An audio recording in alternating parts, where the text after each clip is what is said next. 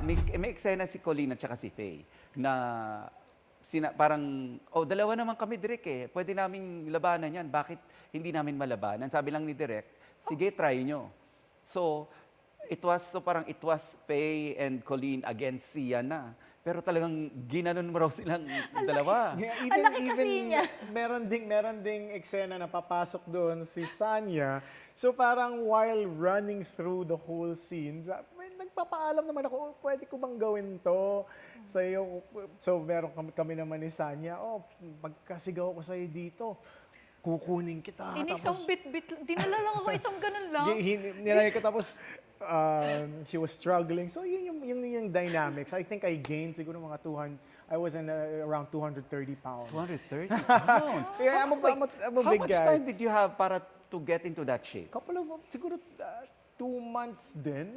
Around 2 months. Yes, around 2. Pero mabilis akong, I get big mabilis. really fast and I get skinny really fast din. Wala akong ginagawa. So ako abangan niyo kung bakit wala akong ginagawa doon. Pero may narinig ako may pinalo yata sa vase ba yun? Sabi, talagang tinotoo pala yung vase sa kanya. So narinig ko yun.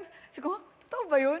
But how do you take scenes like that? Siyempre, di ba, parang when you're in the moment, hindi mo na ma-differentiate yung reality sa character na ginagampanan mo. Minsan, pag hinataw mo, pag hinampas mo, nahahampas mo talaga eh. Yeah. So, ikaw, how do you take it? I think, Parang pag nagkat-aray, gano'n. Nagpaalam naman ako. So, So okay na, no? Ikaw, Sam, ano? Hindi, kasi ako laging meron akong like, kung nandun ako sa character, let's say 70% yung todo, 30% tinitira ko na ako si Sanya. Kasi mahirap na, nangyari na kasi sa akin yan, nagkaroon ng aksidente, ako yung natamaan.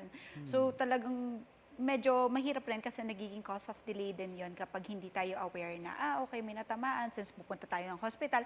So parang may iwasan lang din natin yon yung ganun. So nagtitira tayo sa sarili natin 30% para alam mo pa yung ginagawa mo. Kasi minsan kapag masyado ka na-overpower ng character mo, mahirap yon. Oo. Kaya sinasabi ni Direk Mark, which is si Direk Mark din nagsabi na, okay, dapat maging, maging conscious pa rin kayo, na kayo pa rin yan, ito pa rin yan, dapat ganon. So, tama naman po yun. Kasi mahirap na kapag may nakatama, nagkaroon ng aksidente. Pero, kung ganito naman si Sian, pero ano po, yan naman. In fairness na naman din kasi, meron naman kami medic doon, so we're safe naman din.